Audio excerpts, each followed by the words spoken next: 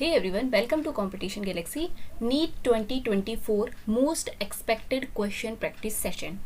ये सेशन आपका जब तक का नीट का एग्ज़ाम नहीं हो जाता तब तक ये सेशन चलेगा और इसी सेशन में हम लोग बायोलॉजी के हर चैप्टर के अच्छे क्वेश्चन जो मोस्ट एक्सपेक्टेड चांसेस होते हैं नीट के एग्ज़ाम में पूछे जाने के, उन सब की प्रैक्टिस हम करते चलेंगे। तो चलिए स्टार्ट करते हैं। अपने सेशन का सबसे पहला क्वेश्चन ये रहा। हम स्टार्ट कर रहे हैं बायोलॉजिकल क्लासिफिकेशन। वो है the 5 kingdom classification was proposed by. जो 5 किंगडम क्लासिफिकेशन था वो किसने दिया था? तो ये दिया था R.H. विटेकर ने। एनसीईआरटी की लाइन से ही डायरेक्ट उठा हुआ ये क्वेश्चन है। नेक्स्ट ये पॉइंट है जो आपको याद रखने हैं। देखिए जो मेन क्राइटेरिया क्लासिफिकेशन का था, जो R.H. विटेकर ने जो अपना क्लासिफिकेशन दिया था 5 किंगडम क्लासिफिकेशन, वो किसके बेसिस पर था? तो सबसे पहला था सेल स्ट्रक्चर, दूसरा बॉडी ऑर्गेनाइजेशन, तीसरा mode of nutrition, reproduction and phylogenetic relationship. इसी बेसिस पर नीट में कुछ पीवाईक्यूज भी पूछे गए हैं, तो उनको भी हम करेंगे। तो चलिए नेक्स्ट क्वेश्चन की ओर मूव करते हैं।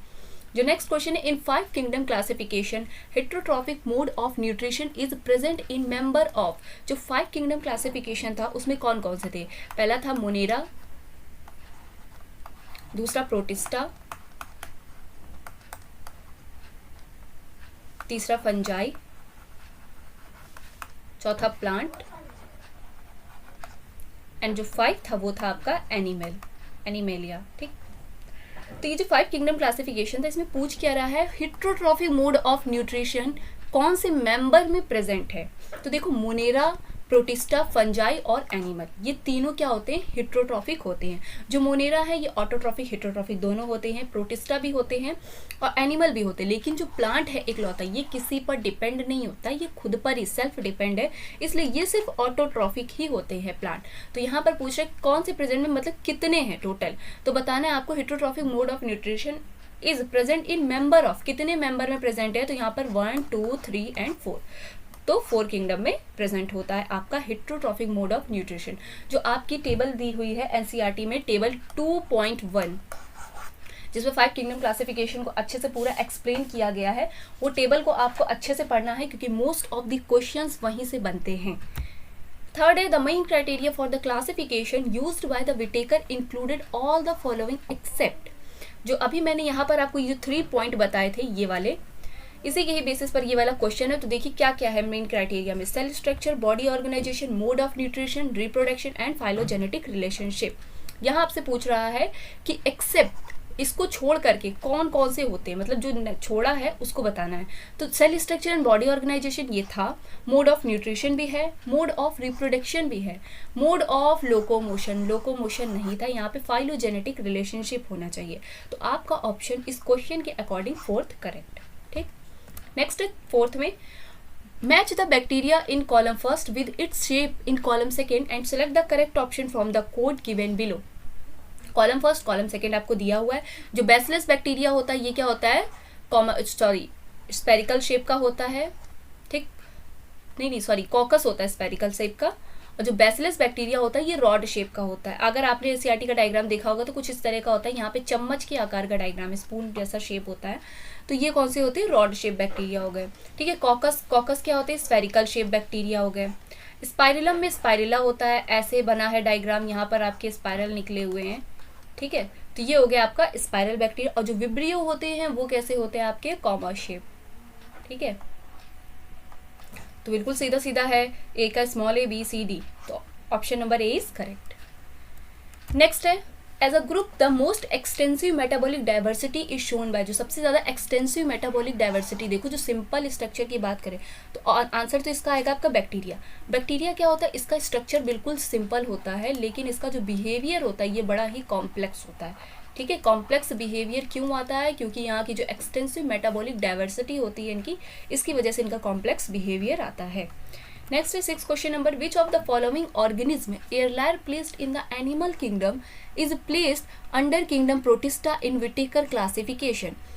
अब उसको उठाकर इसमें से बताना है कौन सा ऐसा ऑर्गेनिज्म है जिसको एनिमल किंगडम में रखा गया है और वो मेंबर किसका है? किंगडम प्रोटिस्टा का है विटेकर क्लासिफिकेशन के अकॉर्डिंग। तो इसका आंसर आपका जाएगा ऑप्शन नंबर 3।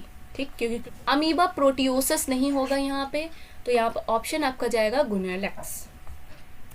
7 नंबर है methanogens are commonly present in. जो मिथेनोजन होते हैं ये कहाँ पर पाए जाते हैं, देखो उसमें आपके एनसीईआरटी में जो आर्की बैक्टीरिया वाला जो कॉलम दिया हुआ है ये वहीं का क्वेश्चन है।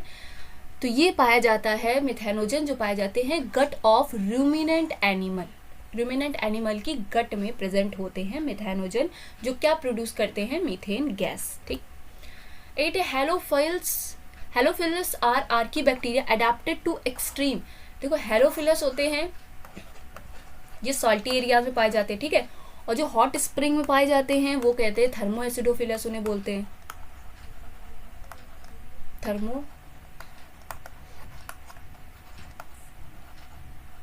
ठीक है, इन्हें बोलते हैं जो हॉट स्प्रिंग में पाए जाते हैं उन्हें थर्मो एसिडोफिलस बोलते हैं, और जो गट वॉल में पाए जाते हैं रूमिनेंट एनिमल की उन्हें बोलते हैं मिथेनोजन। तो यहाँ पर पूछा जा रहा है आपसे हेलोफिलेंस बताना है, तो हॉट स्प्रिंग सैलाइन हैबिटाट, ठीक है, सैलाइन हैबिटाट मतलब सॉल्टी एरियाज। ठीक। नेक्स्ट है साइनोबैक्टीरिया आर यू बैक्टीरिया, ये बात बिल्कुल सही है। Have a chlorophyll A similar to green plant, ये भी करेक्ट है। कैन फिक्स एटमॉस्फेरिक नाइट्रोजन, ये भी बात बिल्कुल सही है। देखो जो साइनोबैक्टीरिया का जो स्ट्रक्चर आपको दिया है एनसीईआरटी में वो कुछ इस टाइप का है, ठीक है, ये ऐसे क्या बनाते हैं, फिलामेंट अपनी कॉलोनी बना लेते हैं। अब इसी जो ये जो सेल आप देख रहे हैं इसी सेल में एक सेल होती है जिसे बोलते हैं हेट्रोसिस्ट की सेल। ये क्या अपने आसपास कवरिंग कर लेती है, म्यूसिलेजिनस सीट की कवरिंग हो जाती है जिसे बोलते हैं हेट्रोसिस्ट सेल होती है, यही करती है नाइट्रोजन फिक्सेशन N2 फिक्सेशन के लिए। तो आपसे क्वेश्चन नीट में ये भी पूछ सकते हैं कि नाइट्रोजन फिक्सेशन जो होता है साइनोबैक्टीरिया में वो कौन सी सेल करती हैं, तो याद रखना है आपको हेट्रोसिस्ट सेल होती हैं। तो ये क्या करते हैं, कैन फिक्स एटमॉस्फेरिक नाइट्रोजन। तो साइनोबैक्टीरिया के अकॉर्डिंग ये तीनों स्टेटमेंट सही है, तो first second third are correct, option number 4। Next है 10 नंबर कीमोसिंथेटिक ऑटोट्रॉफिक बैक्टीरिया। जो कीमोसिंथेटिक होते हैं वो बैक्टीरिया का बताना है क्या कैरेक्टर होता है। तो देखिए produce ATP by oxidising inorganic substance, बिल्कुल सही बात है। Play a great role in recycling nutrients like nitrogen, phosphorus, iron and sulphur, ये भी बिल्कुल करेक्ट है। कीमोसिंथेटिक बैक्टीरिया के अकॉर्डिंग ये दोनों स्टेटमेंट बिल्कुल सही हैं, तो इसका ऑप्शन हो जाएगा both first and second are correct.